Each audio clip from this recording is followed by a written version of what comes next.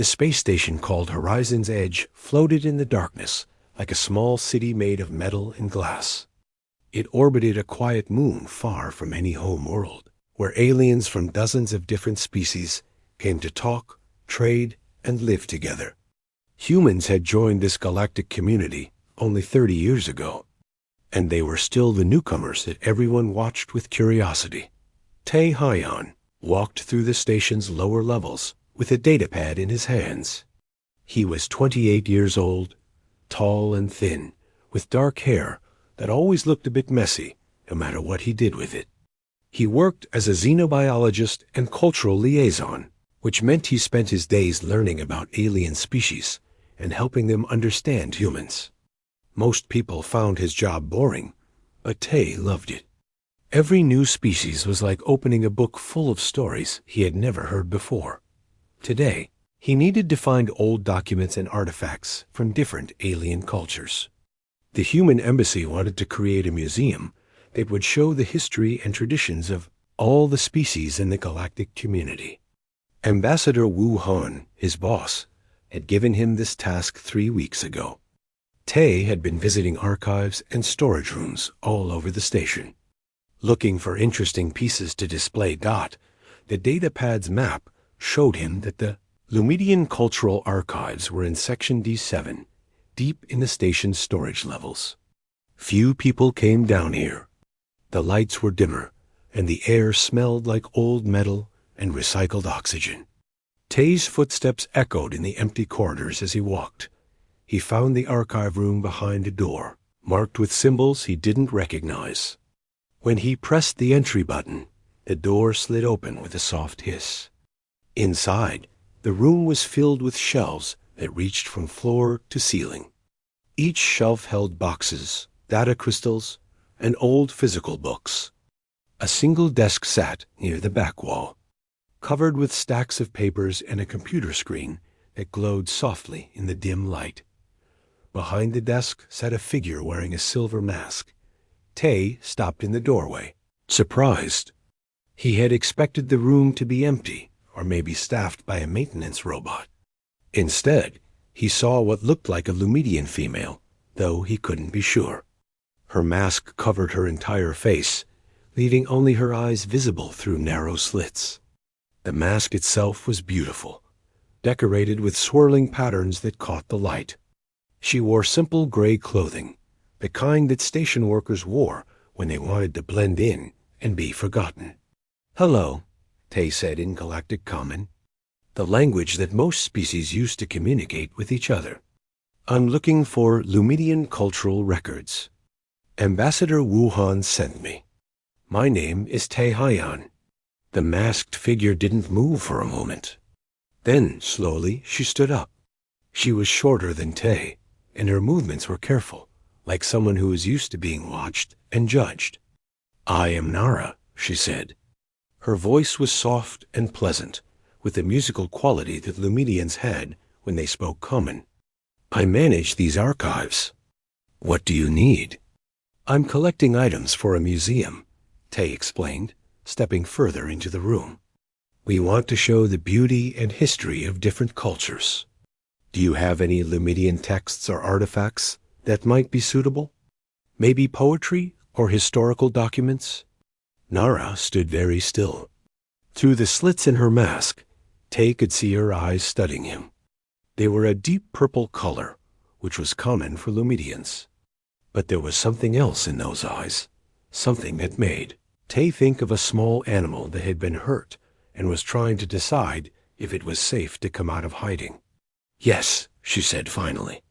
"We have many texts, but most of them are in Lumidian script. Can you read our language?" "A little," Tae admitted with a smile. "Enough to know when something is interesting, but not enough to really understand the poetry. Could you help me? Maybe you could recommend some pieces that would represent your culture well?" Nara's hands trembled slightly. Tae noticed, but didn't say anything. She turned away and walked to one of the shelves. "The Lumidian Empire has a long history," she said as she pulled out a box. "We have poetry that is thousands of years old. Our people value beauty, light, and perfection. The way she said that last word made Tay wonder if there was more to the story. But he had learned that sometimes the best way to make someone comfortable was to give them space and time. So he just nodded and watched as she carefully opened the box and pulled out several thin books with covers that shimmered like pearl. For the next hour, Nara showed him different texts. She explained the history behind each one, her voice growing a bit stronger as she talked about the poetry and the ancient stories of her people. Tay listened carefully, asking questions that showed he really wanted to understand. He noticed that her hands still shook, especially when she talked about anything related to the Median religion or royalty. When they had selected several good pieces for the museum, Tay thanked her warmly. But instead of leaving right away, he paused. "Nara, I've been walking around the station all day, looking at dusty old storage rooms. Would you like some tea? There's a quiet cafe not far from here. You could help me understand these texts better." Nara froze. For a long moment, she said nothing. Then, in a voice so quiet Tay almost didn't hear it, she said, "No one has asked me to have tea before." "Well," Tay said gently, "then it's about time someone did." She looked down at her hands, and Tay could see her breathing change, like she was fighting some kind of internal battle. Finally, she shook her head. "I cannot. I'm sorry. I have work to do here." Tay didn't push. He smiled and nodded. "That's okay. Maybe another time. Thank you for your help today, Nara. These texts are beautiful." As he left the archive room, he heard her whisper something behind him. It sounded like "thank you," but he wasn't sure.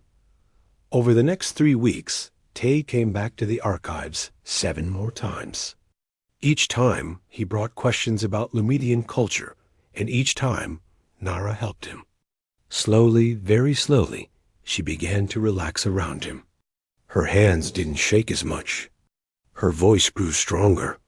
And on his 8th visit, when he asked if she wanted tea, she said yes. They sat in a corner of a small cafe that served drinks and food from a dozen different worlds. Tay ordered human green tea, and Nara asked for warm zeer, a Lumedian drink that smelled like flowers and tasted like honey. She held her cup carefully, bringing it up to the bottom edge of her mask to sip it. "Why do you care so much about other cultures?" she asked him. Tay thought about the question. "Because every species has something beautiful to teach us," he said. "Humans are new to the galaxy. We have a lot to learn. And besides, I think understanding each other is the only way we can really build something good together." Nara was quiet for a while. Then she said, "Humans are strange. You see things differently than most species do. Is that bad?" Tay asked.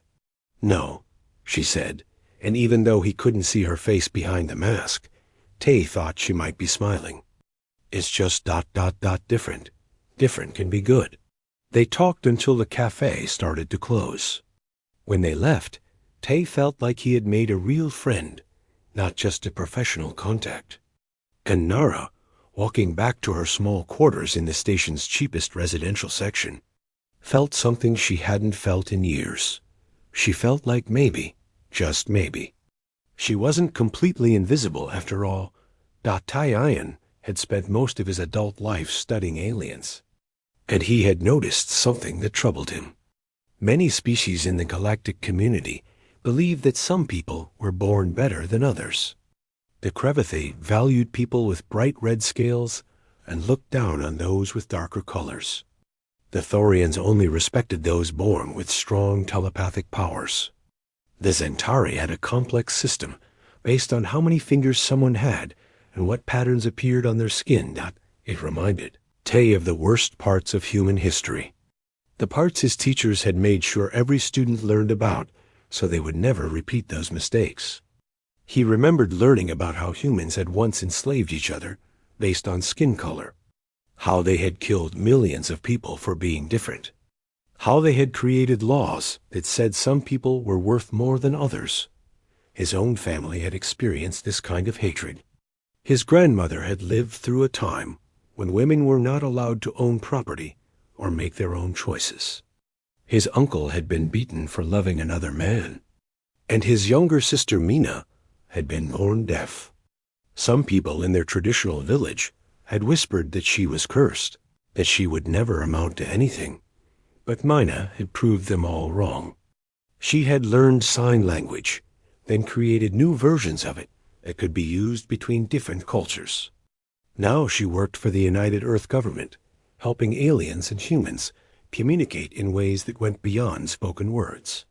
She was brilliant, successful, and happy.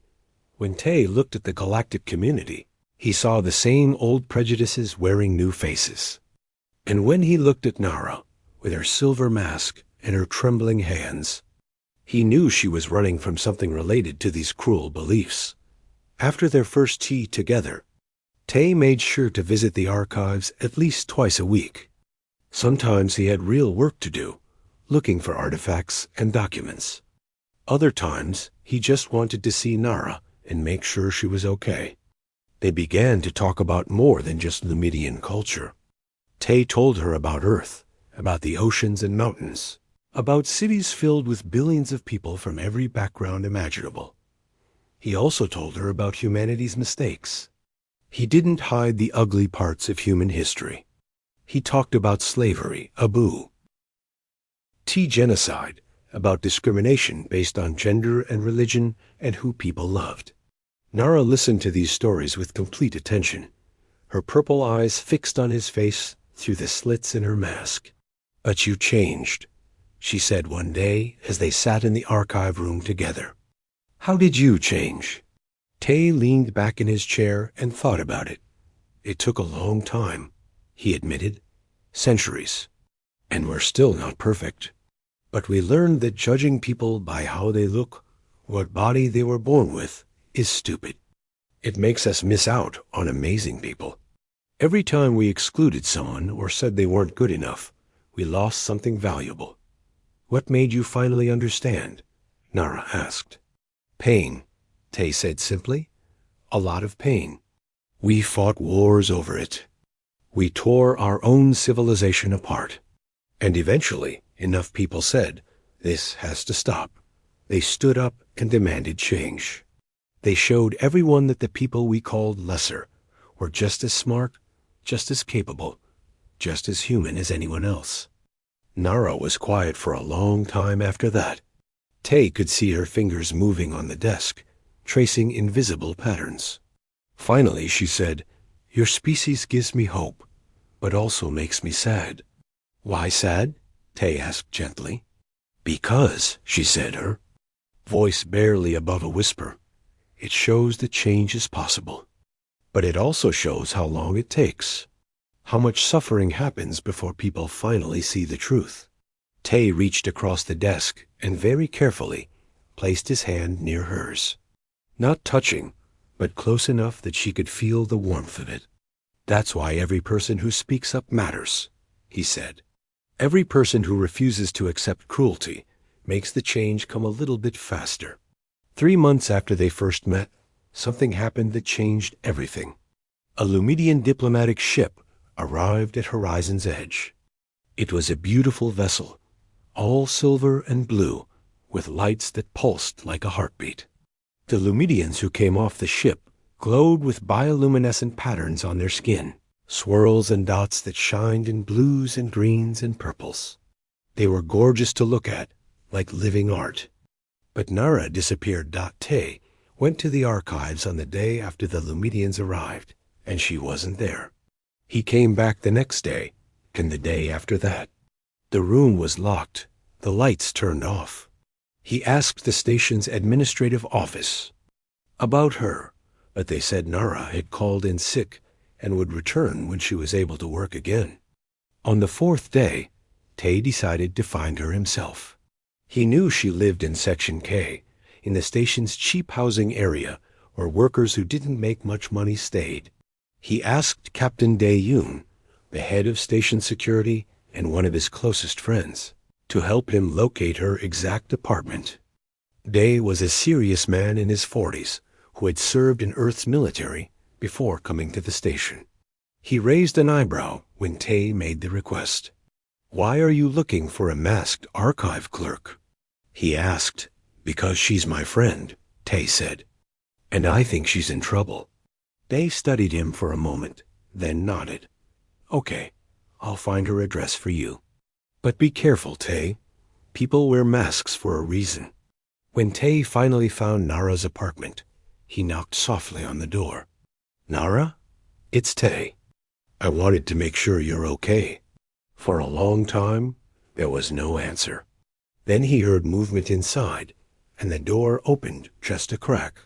Nara stood there, still wearing her mask, but her clothes looked like she had been wearing them for days. Her hands shook worse than he had ever seen. "You shouldn't be here," she said. "Are you all right?" Tay asked. "No," she said, and the honesty in her voice broke his heart. "But there's nothing you can do. Please go." Tay didn't go. "Instead," he said, "the Lumedian diplomats are looking for someone, aren't they? Someone who's hiding on this station." Nara made a small sound, like a wounded animal. "Please," she whispered. "Please just go. Let me help you," Tay said. "You can't. No one can. They'll find me eventually. They always do."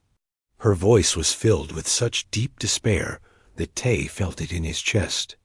"Nara," he said softly, "I don't know what you're running from, but I know that you don't deserve to be hunted like this. Whatever your people think you did wrong, I can promise you that humans will see it differently."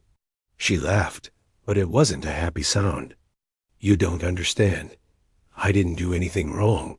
That's the problem. I was born wrong." Before Tay could respond, she closed the door. He stood in the hallway for a long time, his mind racing. Then he pulled out his communicator and called Captain Day. "I need your help," he said, "and I need you to trust me." That night, Tay, Captain Day, and 3 other humans who worked in station security had a secret meeting. Tay explained that Nara was running from the Lumedian government, though he didn't know exactly why. He told them that she was terrified and that the diplomats were actively searching for someone. "We need to create a false trail," Tay said. "Make them think their target left the station before they arrived." One of the security officers, a young woman named Gia, who was brilliant with computers, cracked her knuckles. "I can do that. I'll need access to some systems, but I can create departure records, security footage showing someone leaving, the works." "This could get us in serious trouble," Captain Day said, but he was already nodding. "Interfering with another species' internal matters is against station policy. So is hunting scared people through our corridors," Tay said. "We're humans. We're supposed to be better than this." Captain Day smiled. "All right. Let's show these Lumedians what human stubbornness looks like." For the next 3 days, the team worked carefully. Gia created false records showing that a masked Lumedian had left the station 2 weeks before the diplomats arrived. She even fabricated security camera footage showing someone matching Nara's build boarding a transport ship. They planted rumors among the station's gossip networks about a suspicious Lumedian who had been in a hurry to leave. When the Lumedian diplomats searched the station's databases, they found exactly what the humans wanted them to find. After 6 days on Horizon's edge, they left, apparently satisfied that their target was no longer there. On the 7th day, Tay returned to Nara's apartment. This time, when he knocked, she opened the door wider. He could see that she had been crying, though with the mask on, he only knew from her red and swollen eyes. "They're gone," he said. "We made sure of it." "Why?" she asked. "Why would you risk so much for someone you barely know?" Tay smiled. "Because that's what humans do. We see someone in trouble, and we help. It's not always smart, and it doesn't always work out, but it's who we are." For the first time since he had met her, Nara reached out and took his hand. Through her gloves, he could feel her shaking. "Thank you," she whispered. 2 months passed after the Lumidian diplomats left the station. Nara slowly came out of her hiding, returning to work at the archives. She and Tay continued their friendship, meeting for tea and long conversations about everything from ancient poetry to the best kind of food in the station's markets. Tay noticed that she laughed more now, though the sound was always quiet and careful, as if she was afraid someone might hear and take the joy away from her. The station held a celebration on the anniversary of the Galactic Coalition's founding. It was a huge event that happened once every 5 years, and this time Horizon's Edge was chosen as the location. Aliens from dozens of species filled the station's main plaza, which had been decorated with lights and banners in every color imaginable. Music from different worlds mixed together in a strange but beautiful harmony.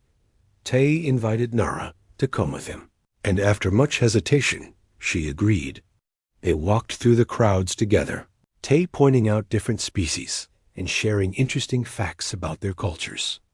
Nara walked close to him, her mask catching the colorful lights and reflecting them back in silver flashes. "Look at all these different people," Tay said as they watched the celebration. "Every single one of them is unique. Different bodies, different minds, different ways of seeing the universe. And somehow, we're all here together, trying to build something bigger than any of us alone. Do you really believe that?" Nara asked. "That all these differences can work together?" "I have to believe it," Tay said. "Because the alternative is that we're all alone, trapped in our own small worlds, never really connecting with anyone who doesn't look exactly like us. That sounds like a terrible way to live."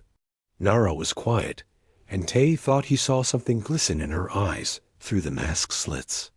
But before he could ask if she was okay, alarms started blaring throughout the station. An automated voice announced that there was a power surge in the station's main reactor. Emergency protocols activated immediately.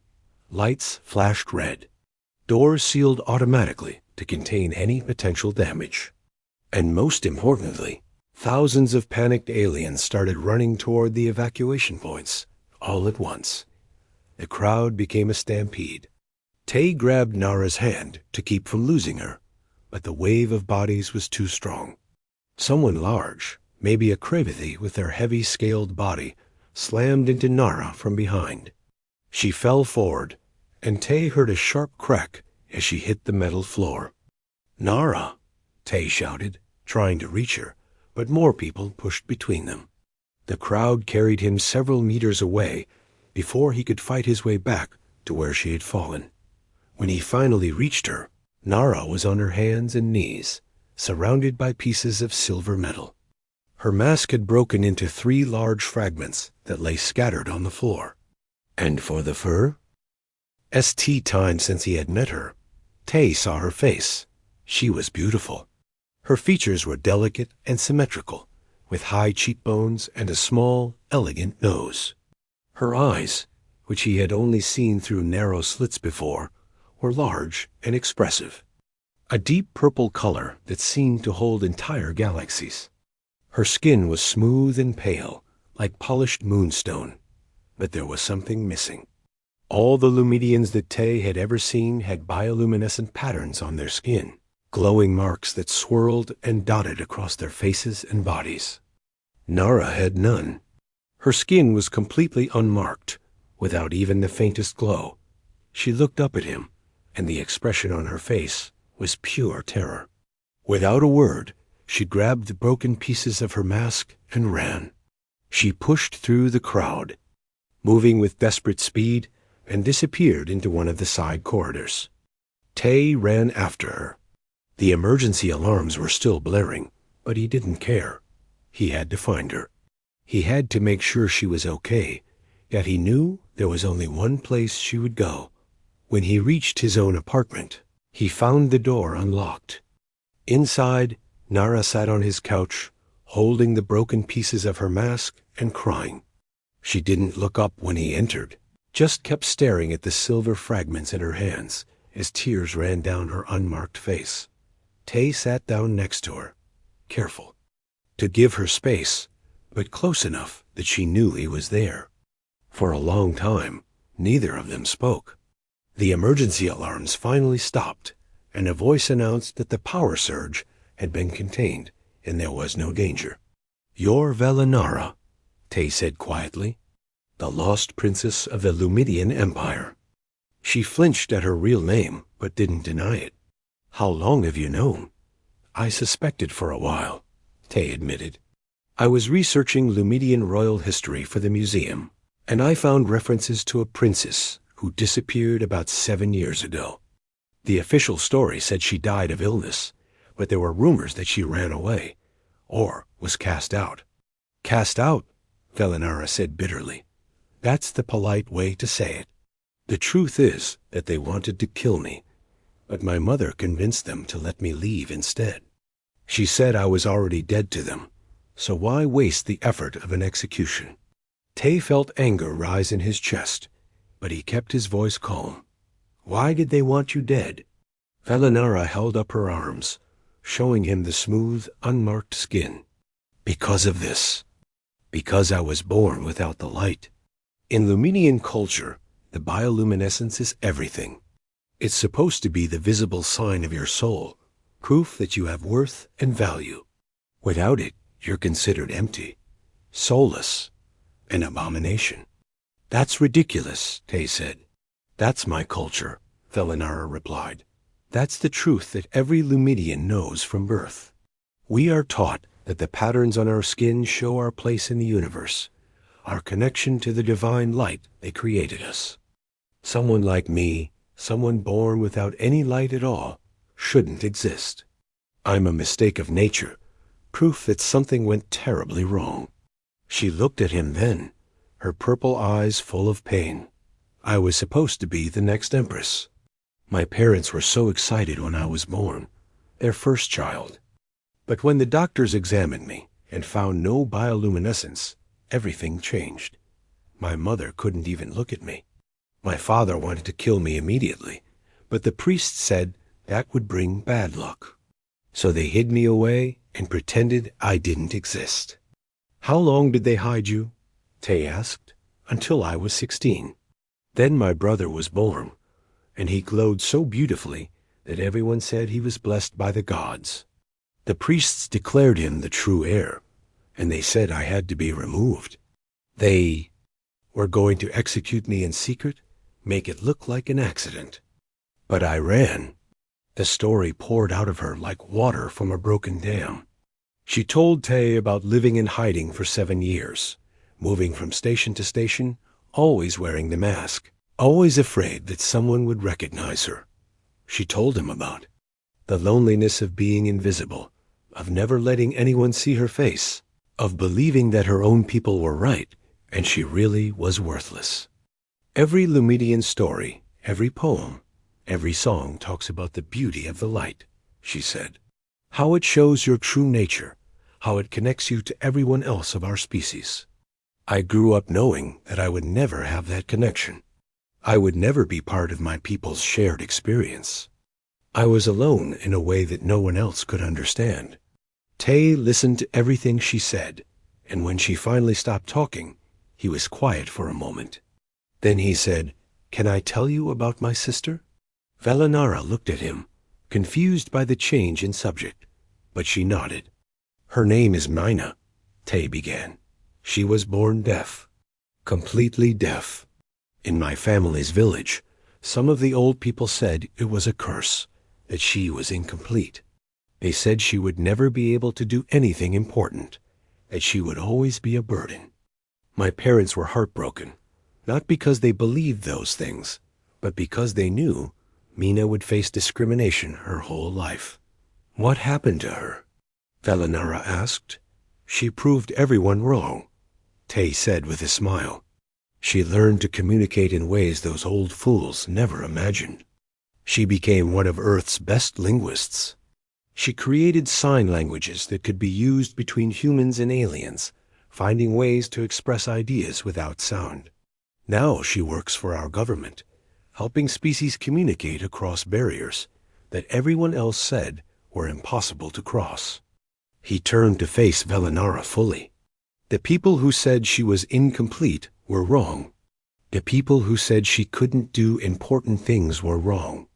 And Velinara, your people are wrong about you too. How can you know that? She whispered. Because I've spent months getting to know you, Tay said. I've seen how brilliant you are, how kind, how strong. You've survived 7 years alone, hunted by your own people, and you're still here. You're still fighting. You're still able to laugh and find beauty in the world. That's not soulless. That's the exact opposite. Tears ran down her face again, but this time they seemed different. Less like pain and more like release. Do you know what the worst part is? She asked. I still love my people.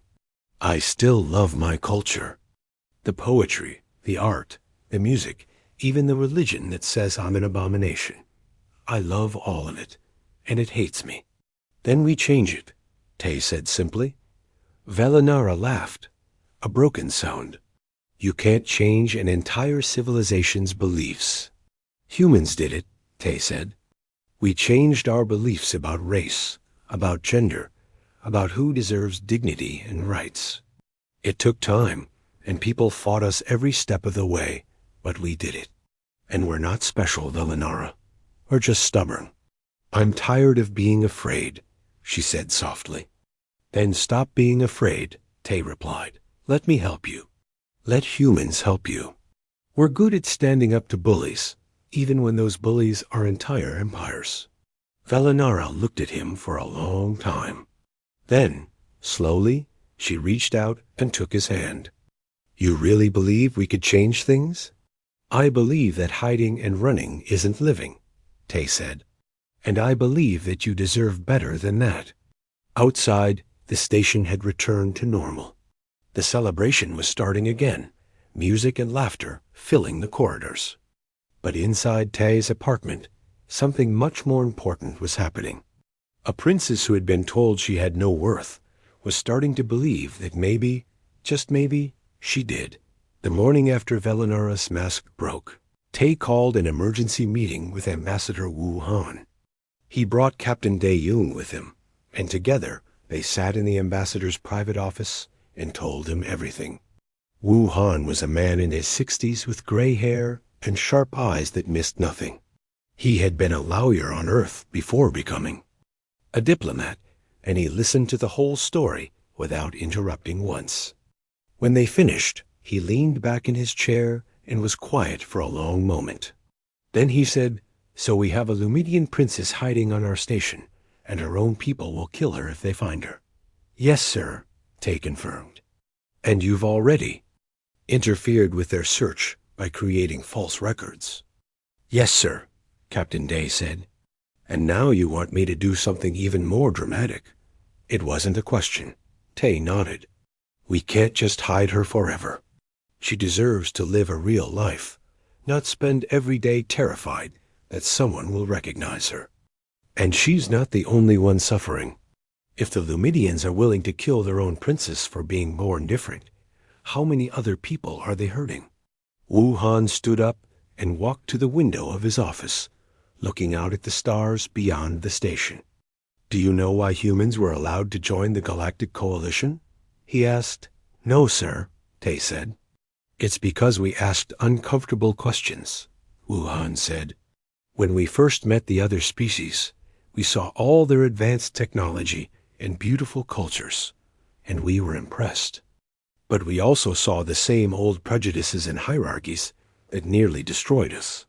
Species that treated some of their own people as inferior. Governments that were based on birth and genetics rather than merit and character. He turned back to face them. The coalition let us join because we challenged them. Not with weapons or threats, but with ideas. We showed them that a species could be advanced without being perfect.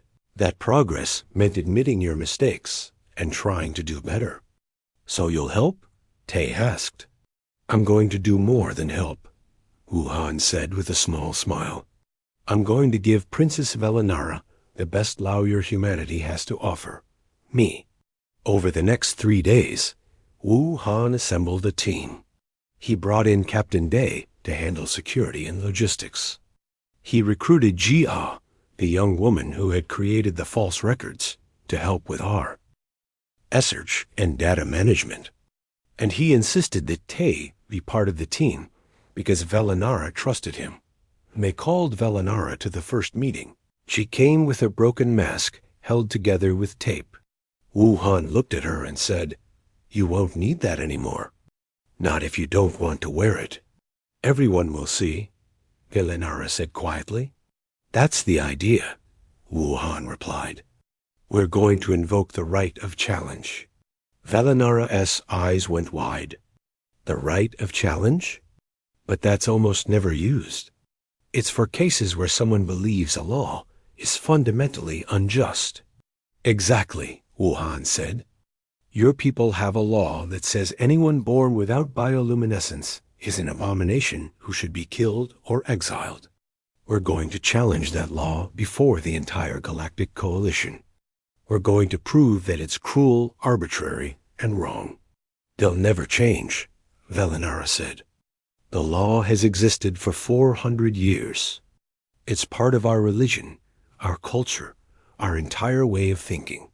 400 years, Tay repeated. "That means it hasn't always existed. What came before?" That question started the real research. Jia dove into Lumidian historical records, many of which were in the archives where Velinara had worked. What they found was fascinating.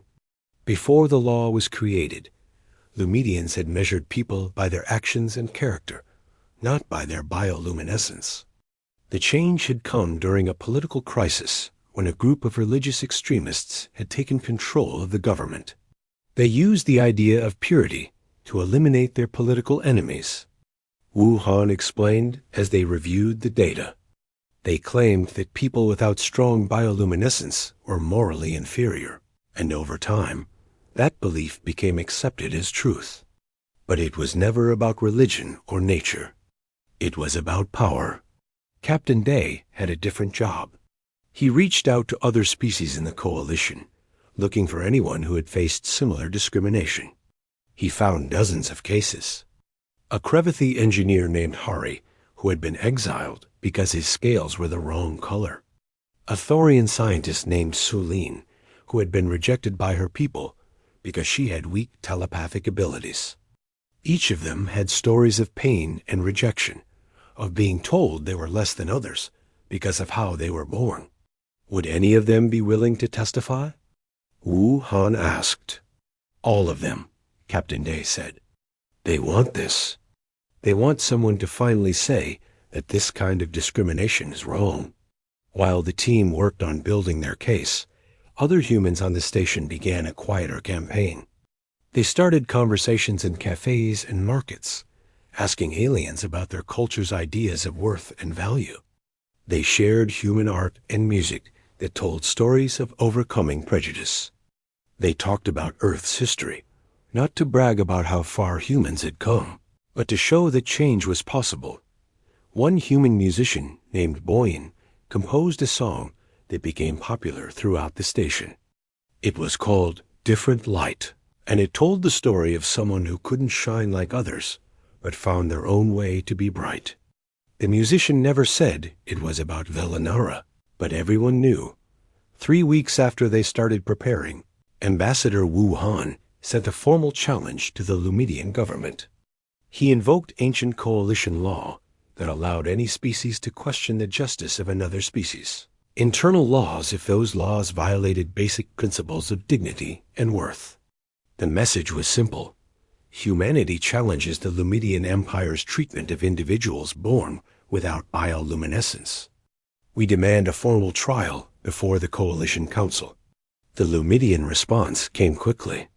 The High Priest of the Lumidian Religious Council sent a message that was broadcast to the entire coalition.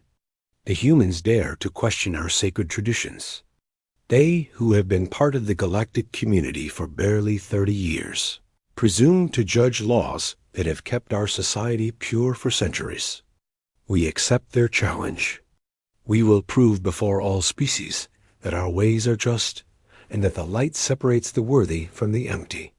The message was arrogant and dismissive, but Wuhan smiled when he read it.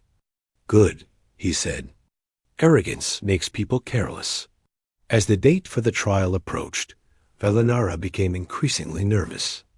She would have to appear before the entire Coalition Council and tell her story. She would have to show her face to billions of people across the galaxy. The thought terrified her. What if I make things worse? She asked Tay one evening as they sat in his apartment. What if I speak up and it just makes the Lumidians hold on to their beliefs even harder? That might happen, Tay admitted. Change is scary, and people often fight harder to keep things the same when they feel challenged. But Velinara, you've been silent for 7 years. You've hidden and run and believed that you had no worth. Don't you think it's time to tell the truth? The truth is terrifying, she said. The truth usually is, Tay agreed. But it's also the only thing that can set you free. The night before the trial, the human team gathered in Ambassador Wuhan's office for a final meeting. They reviewed their arguments, checked their evidence, and made sure everyone knew their role. When the meeting ended, Wuhan asked Velinara to stay behind. I need you to understand something, he said to her. Tomorrow, we're going to ask you questions that will be painful to answer. We're going to make you talk about the worst moments of your life in front of thousands of people. I need to know that you can do that. Velinara looked down at her hands. They were shaking again, but not as badly as they used to. I don't know if I'm strong enough. You ran from an empire, Wuhan said. You survived 7 years alone in a galaxy that wanted you dead. You learned to hope again, even when everything told you hope was foolish. Velinara, you're one of the strongest people I've ever met. You just don't see it yet. Why are you doing this? She asked. All of you. You barely know me. Why risk so much? Wuhan walked to his window and looked out at the stars. Because humans learn something important about ourselves. We learn that our worth doesn't come from how we look or what abilities we're born with. It comes from our choices, our kindness, our refusal to give up even when things are hard. And once you learn that truth, you can't just keep it to yourself. You have to share it. He turned back to her. Tomorrow, we're going to show the galaxy that truth. And maybe, if we're lucky, we'll help other people see it too. That night, Velinara didn't sleep. She sat in the small room that the humans had given her and thought about everything that had happened. She thought about her mother, who couldn't look at her. She thought about her brother, who had taken her throne without a word of protest. She thought about all the years she had spent believing she was worthless. And she thought about Tay, who had seen her without her mask and hadn't flinched, who had called her brilliant and kind and strong, who had looked at her unmarked face and seen beauty. Maybe, she thought, maybe he was right. Maybe her people were wrong. Maybe she did have worth, even without the light. When the sun rose the next morning, Velinara put on a simple blue dress that Gia had given her. She brushed her hair until it shined, and she left her broken mask on the table dot. It was time to stop hiding. The Grand Chamber of the Galactic Coalition was a massive room designed to hold representatives from every member species. The floor was circular, with seating arranged in rising tiers so that everyone could see the center stage. Above, a dome showed the stars beyond, a reminder that they were all part of something larger than themselves. When Velinara walked into the chamber with the human team, she heard gasps from the audience. She wasn't wearing her mask. Her face was bare for everyone to see, and the lack of bioluminescent patterns was obvious to any Lumidian present. In the section reserved for Lumidian observers, she heard someone cry out in shock. Another voice whispered abomination, loud enough for her to hear, but Tay walked beside her, and on her other side was Ambassador Wu Han. Captain Day and Jia followed behind them. The humans stood with her, and that made all the difference. The Coalition Council consisted of 12 elder representatives from the oldest and most respected species in the galaxy. They sat at a curved table facing the center stage. The head counselor, an ancient being from a species called the Vethra, called the session to order. "We are here to examine a challenge brought by humanity," the counselor said in a voice that sounded like wind through trees. They questioned the justice of Lumidian law regarding individuals born without bioluminescence. The Lumidian Empire has accepted this challenge. Let the proceedings begin. The Lumidian High Priest stood to present their case first. He was tall and imposing, with bioluminescent patterns that swirled across his skin in brilliant blues and greens. When he spoke, his voice was deep and confident. "The light is sacred to our people," he began. "It has been so for thousands of years. We believe that bioluminescence is the visible sign of the soul, proof that an individual is connected to the divine source that created us all.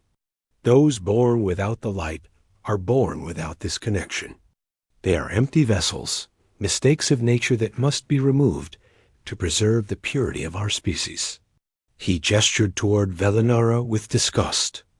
"This individual claims to be Velinara, a princess who was rightfully removed from succession when her defect was discovered. She should have accepted her fate with dignity. Instead, she ran and hid, bringing shame upon her family and her people. Her very existence is an insult to everything we hold sacred." The High Priest presented historical texts and religious writings that supported the Lumidian position. He quoted ancient leaders who had praised the beauty of bioluminescence and condemned those who lacked it.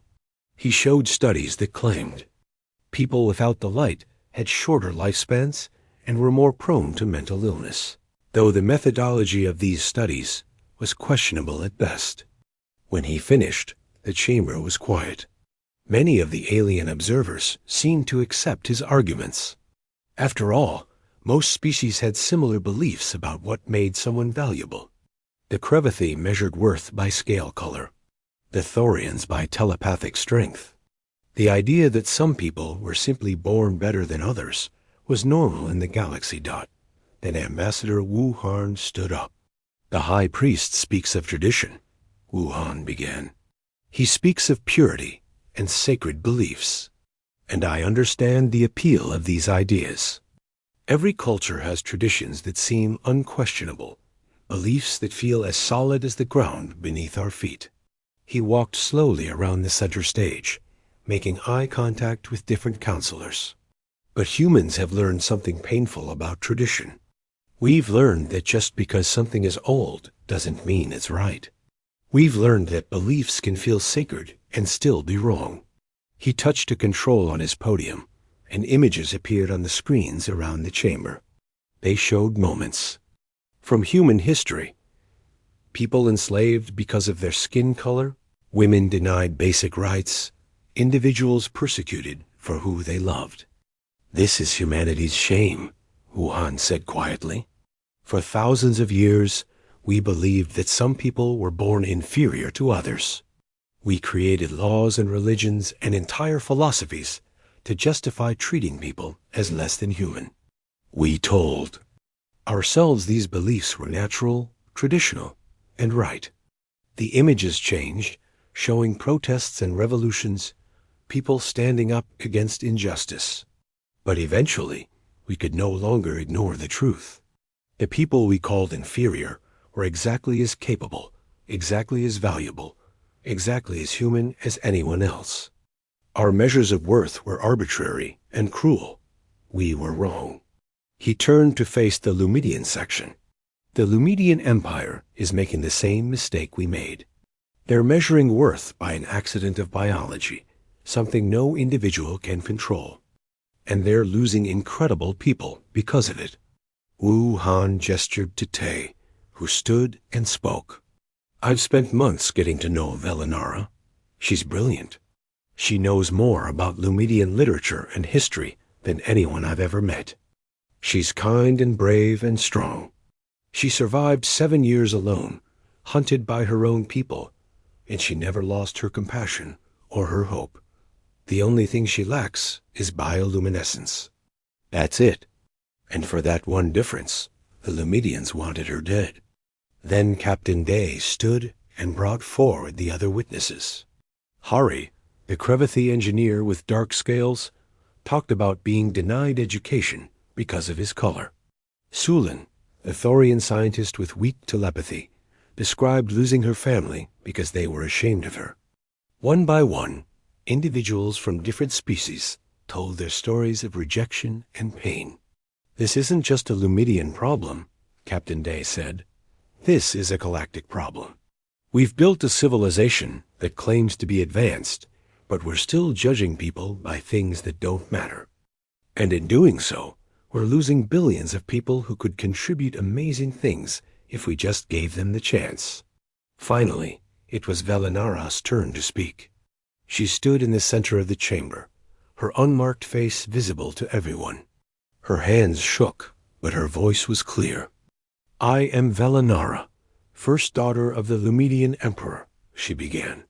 I was born without bioluminescence. From my first day of life, I was told that this made me worthless. My mother couldn't look at me. My father wanted me dead.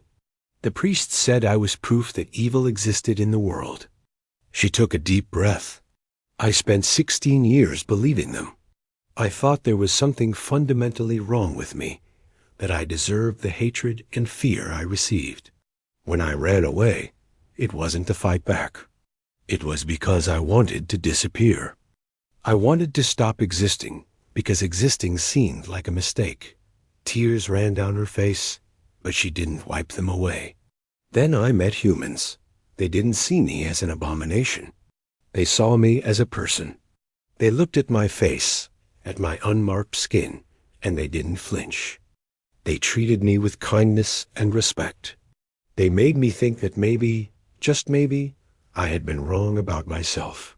She looked at the Lumidian section, at the high priest who glared at her with open hatred. I love my people.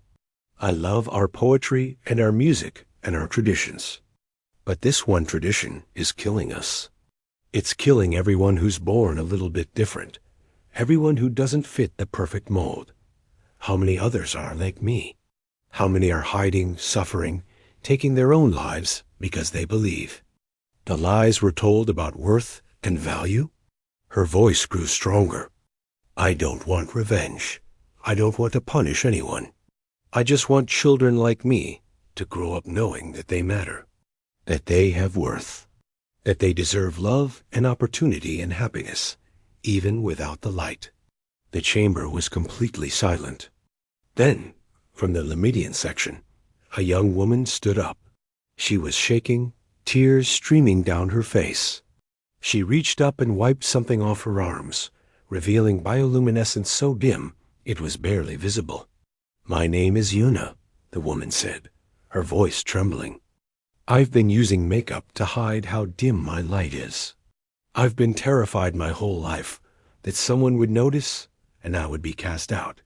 If the princess is an abomination, then so am I. Another Lumidian stood, then another. Across the chamber, Lumidians began revealing hidden truths. Some had very dim bioluminescence. Others had patterns that were considered ugly or wrong. A few admitted they were taking medication to make their light brighter, desperate to fit in. The high priest stood up, outraged. This is a conspiracy. These people are lying to support this criminal. But the evidence was right there, visible to everyone. The defect that the Lumidians claimed was rare was actually common. They had been hiding it, forcing people to live in shame and fear, all to maintain the illusion of purity. The head counselor called for order, and when the chamber finally quieted, the council deliberated. They couldn't force the Lumidians to change their laws, but they could make their position clear. After 2 hours, they returned with their statement. The Coalition Council finds that discrimination based on physical characteristics that do not impact an individual's ability to contribute to society is fundamentally unjust, the head counselor announced. Any species that practices such discrimination will face review of their coalition membership status, trade agreements, and diplomatic standing. The message was clear. The Lumidians could keep their discriminatory laws if they wanted, but they would face consequences. They would lose trade partners, diplomatic status, and respect in the galactic community. In the days that followed, Lumidian society began to change. It wasn't easy or quick. There was resistance from traditionalists, who insisted that the old ways were right. But there was also a growing movement of people who had been hiding their whole lives and were tired of living in fear. Velenara didn't return to claim her throne. Her brother was welcome to it.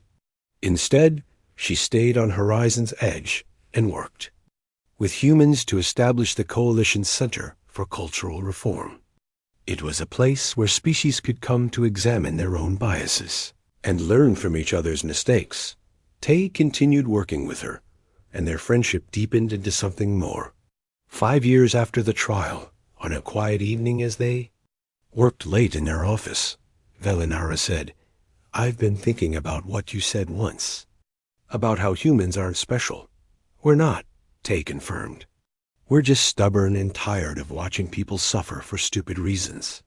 "Maybe that's exactly what makes you special," Velenara said with a smile. "You see something wrong, and you refuse to accept it. You believe that change is possible, even when everyone else has given up. That's a rare gift." "It's not a gift," Tay said. "It's a choice. Anyone can make it.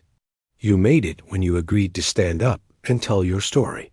They had created something together, something that was helping people across the galaxy. The center received letters every day from individuals who had been rejected by their societies, who had believed they were worthless, who had lost hope. And slowly, one person at a time, they were learning that they mattered. Outside their window, Horizon's edge glowed with lights from 1,000 different species. Each one was different, each one was unique, and each one was trying to find their place in the vast universe. It was messy and complicated, and sometimes painful, but it was also beautiful. And Velenara, who had once believed she had no place anywhere, finally felt like she belonged.